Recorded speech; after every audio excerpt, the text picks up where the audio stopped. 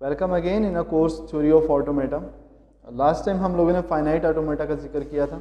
उसके ऊपर हम लोगों ने देखा था कि वो फाइनाइट ऑटोमेटा है क्या, उसकी टाइप्स डिस्कस की थी सरसरी तौर पर कि उसकी कितनी टाइप्स हैं। हमने कहा था कि दो टाइप्स होती हैं, एक डिटर्मिनिस्टिक फाइनाइट ऑटोमेटा और second one is the non deterministic finite automata.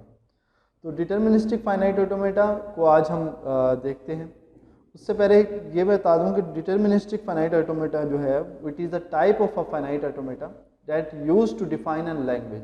किसी भी एक लैंग्वेज को हम डिफाइन करने के लिए डिटर्मिनिस्टिक का यूज़ करते हैं, जो कि कंटेन होती है हमारी 5 पार्ट्स के ऊपर। जो 5 आपको चीज़ें बताई थी कि जनाब स्टेट्स होती हैं, इनिशियल स्टेट है, नॉर्मल स्टेट है, फाइनल स्टेट है, ट्रांजिशंस उसके अंदर चल रही होगी, और एक हमारे पास जो है लेटर ऑफ अल्फ़ाबेट्स हैं।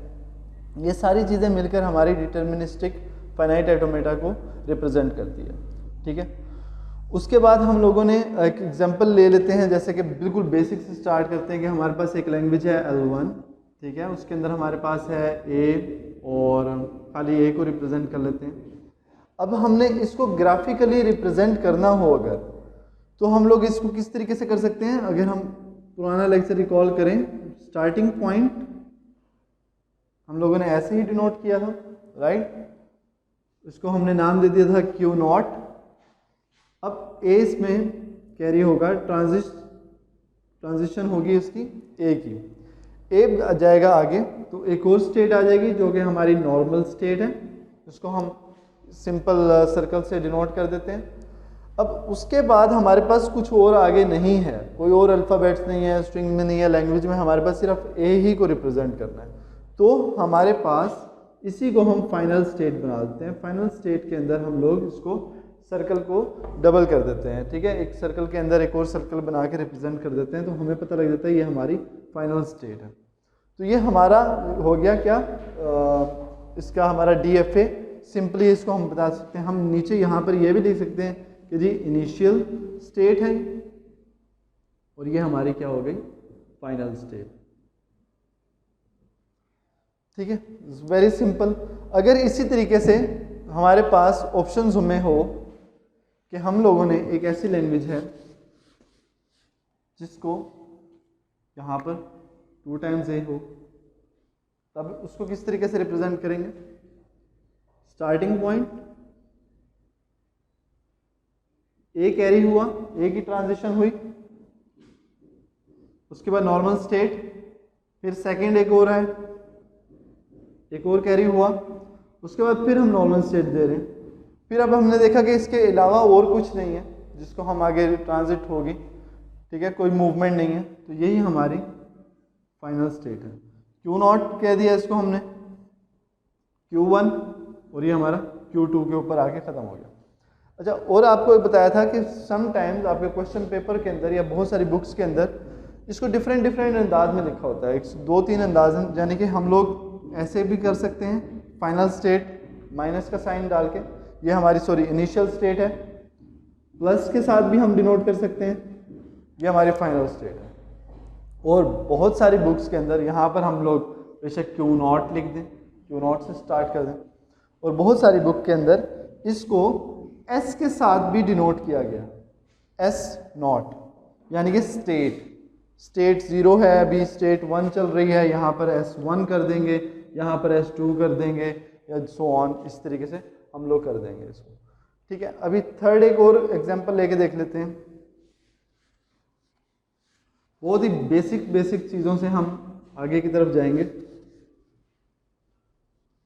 अभी थर्ड में हम ले लेते हैं A, अब ज़रूरी नहीं आप कहेंगे यार A और A ही आ रहा है, तो अगर यहाँ पर B भी हो तो हम यहाँ पर लिख सकते हैं A।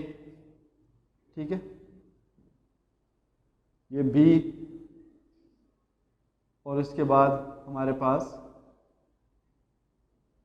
फिर A, इसको हम फाइनल कर देंगे। ठीक हो गया। इस तरह में ये हमारा बेसिक बिल्कुल कुछ पॉइंट्स थे। अभी एक और एग्जांपल ले लेते हैं कि ऐसा लैंग्वेज, एनी लैंग्वेज जो कंटेन्स करती हो नंबर ऑफ एज को। ठीक है, उसके अंदर नंबर ऑफ एज हो। क्या क्वेश्चन क्या है, एनी लैंग्वेज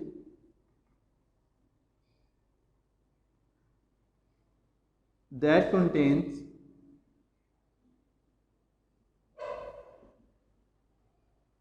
all number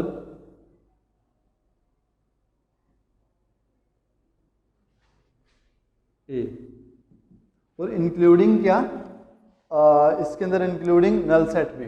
जब हम बात कर रहे हैं ऑल नंबर ऑफ ए, मतलब कि इंक्लूडिंग नल सेट भी। अच्छा, इसको सॉल्व करने का एक बेहतरीन और तरीका है, जब भी हम डीएफए बना रहे होते हैं, आप लोग प्रैक्टिस में ही और साथ लिख भी दिया करें, पहले तो रेगुलर एक्सप्रेशन बना लिया करें, ठीक है। तो रेगुलर एक्सप्रेशन भी आप लोगों ने हम लोग पढ़ा हुआ है कि जी ऑल नंबर ऑफ ए, तो जिसके अंदर इंक्लूडिंग हमारे पास नल सेट भी होता है, उसको हम कैसे रिप्रेजेंट करते हैं, ए स्टेरिक से, ठीक है। अब हम इसको इसमें किस तरीके से यूज करेंगे, डीएफए कैसे बनाएंगे, स्टार्ट हुआ क्यू नॉट, ठीक है। इसके बाद ए स्टेरिक है। अब ए स्टेरिक से मुराद हमारे पास क्या है, अगर ए स्टेरिक को हम ओपन करें, नल सेट ए 2 टाइम्स ए हो सकता है, 3 टाइम्स ए हो सकता है, सो ऑन, ठीक है। अब हम लोग इसीलिए इसको रेगुलर एक्सप्रेशन बना लिया, ताकि अब जरूर पॉसिबल नहीं है कि हम डीएफए बना रहे हों, ग्राफिकल रिप्रेजेंटेशन कर रहे हों और फिर दोबारा हम उसको ए इस तरह लिखते जाए, लेंथी करते जाए। हम लोग क्या करेंगे, ए स्टेरिक प्लेयर को यूज़ कर लेंगे और यहाँ पर लूप कर देंगे, और यही हमारी फाइनल स्टेट हो जाएगी, ठीक हो गया। तो हम लोगों ने अपना ए स्टेरिक यहीं पर लिख कर लूप कर दिया, ओके। इसके साथ नेक्स्ट जो एग्जांपल है, अब थोड़ा सा हम इसी तरीके से कॉम्प्लेक्सिटी की तरफ आते जाएंगे, ठीक है। आसान आसान काम जो है वो बहुत हो गया। Any language that contains that start with A, that start with a and end at any number of b। अब सबसे पहले तो बेटा इसका ना रेगुलर एक्सप्रेशन बना लेंगे कि रेगुलर एक्सप्रेशन क्या हो सकता है, कि ऐसी लैंग्वेज जो स्टार्ट हो रही हो हमारी ए से और एंड करती हो एनी नंबर ऑफ बी पर, तो उसका रेगुलर एक्सप्रेशन क्या होगा। तो जैसा कि आपको बताया गया था कि स्टार्ट हो रही है ए से, हमने पहले तो ए लिख लिया, ठीक है। अब एंड हो रही है any language any number of b, तो बी क्लोजर कर सकते हैं। अब इसके अंदर कुछ भी आ सकता है, क्या सब एनी नंबर ऑफ बी का मतलब बी ना भी हो, पॉसिबल है। तो हम लोगों ने बी स्टेरिक कर दिया, ए बी स्टेरिक। अब इसको हम डीएफए के अंदर रिप्रेजेंट करेंगे, तो डीएफए के अंदर रिप्रेजेंट करने के लिए हम क्या करेंगे, इनिशियल स्टेट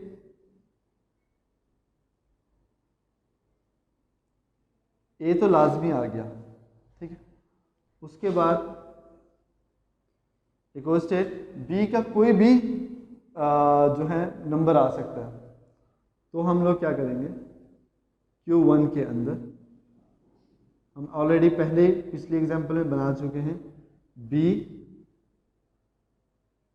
ठीक है, और यही हमारी फाइनल स्टेट हो जाएगी। B के ऊपर ये लूप चल रही है, लूप से मुराद यही है कि हाँ जी स्टेरिक को हम रिप्रेजेंट कर रहे हैं, या बार बार रिपीट हो सकता है, जितने टाइम मर्जी, एक दफ़ा भी बी आ सकता है, 2 दफ़ा आ सकता है, एंड सो ऑन। इस तरीके से हम लोग इसको बना लेते हैं, ठीक है। अभी नेक्स्ट एग्जांपल देखते हैं। अब इसके बाद आपकी बुक में एक नेक्स्ट क्वेश्चन एग्जांपल है, वेरी बेसिक सी, कि एनी लैंग्वेज दैट कंटेन्स ए और बी। आप लोगों को याद होगा जब हमने बात की थी ए और बी और फंक्शन की, तो उसको हमने रिप्रेजेंट किया था किस साइन से, प्लस के साइन से। हम जब रेगुलर एक्सप्रेशन हमने बनाए थे, हम लोगों ने कहा था या ए आ सकता है या बी आ सकता है, तो उसको हम रिप्रेजेंट कर सकते हैं ए प्लस बी, या ए आ जाएगा या बी आ जाएगा। अब हम इसको डीएफए में कैसे बनाएंगे, इसको हम ग्राफिकली रिप्रेजेंटेशन जो है वो किस तरीके से कर सकते हैं, ज़रा कुछ पहले सोचिए वीडियो पॉज करके कि यार अब हम क्या कर सकते हैं। तो अभी तो हमने ये सॉल्व नहीं किया हुआ, ये देखिए इसको हमने वही इनिशियल स्टेट बनाई, ठीक है। उसके बाद ए है या बी। अब इसको हम 2 अंदाज में लिख सकते हैं, या तो हम इसको ऐसे कर दें और यहाँ पे लिख दें ए, ठीक है। और सेकंड हम इसको यहाँ पर बी कर दें और यही हमारी फाइनल स्टेट हो जाए। एक तो हमारे पास ये तरीका है कि हम लोग इसको इस तरीके से लिख सकते हैं, और उसके बाद हम सेकंड दूसरा जो वे है, जो मोस्ट ऑफ द टाइम मैं यही यूज़ करता हूँ, क्यू नॉट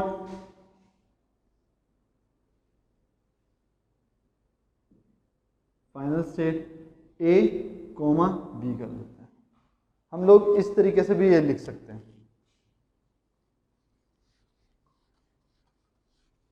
ठीक है। ओके, उसके बाद नेक्स्ट पे क्वेश्चन है contains any number of A और बी, यही क्वेश्चंस, लेकिन अब यहां पर बात हो गई है कंटेन्स एनी नंबर, यानी कुछ भी हो सकता है, एनी नंबर हो सकता है, ए भी आ सकता है, बी भी आ सकता है, और कुछ ना भी आना चाहे तो वो भी आ सकता है। तो हम लोग क्या कर सकते हैं, इसी को स्टेरिक बना देंगे, क्लोजर का स्टार लगा देंगे। अब इसको करने का क्या तरीका है, सॉल्व डीएफए करने का, फाइनाइट ऑटोमेटा में लिखने का, ए क्यू नॉट, अब ए भी आ सकता है, बी भी आ सकता है, कुछ भी नहीं आ सकता। इसी वजह से इनिशियल स्टेट भी चले ना चले कोई प्रॉब्लम नहीं है। तो हम सेम इसी तरीके से ए और बी लिखकर इसको फाइनल स्टेट जो है वो बना सकते हैं, राइट। उस ओके, अभी नेक्स्ट एक और एग्जांपल देखते हैं कि ऐसी लैंग्वेज जो कि स्टार्ट तो हो रही है ए से और एंड हो रही है किसी भी और नंबर के ऊपर, ए हो सकता है, बी हो सकता है, ठीक है। तो इसी को ऐड कर लेते हैं बार बार, वो हम ये कह सकते हैं कि any language that start with A and and at any numbers of A और बी, ठीक है, एनी नंबर ऑफ ए और बी। तो इसी को अगर आप गौर करें, ठीक है, तो हम लोग ये लिख सकते हैं, ए से स्टार्ट हुई है और उसके बाद या ए आ सकता है या बी आ सकता है, कोई भी चीज़ आ सकती है। अब इसको बनाएंगे हम कैसे, तो अगर आप इसी को गौर करें, ठीक है, ए और बी वाला ये वाला पोर्शन बना हुआ है हमारा, और हम अब इसको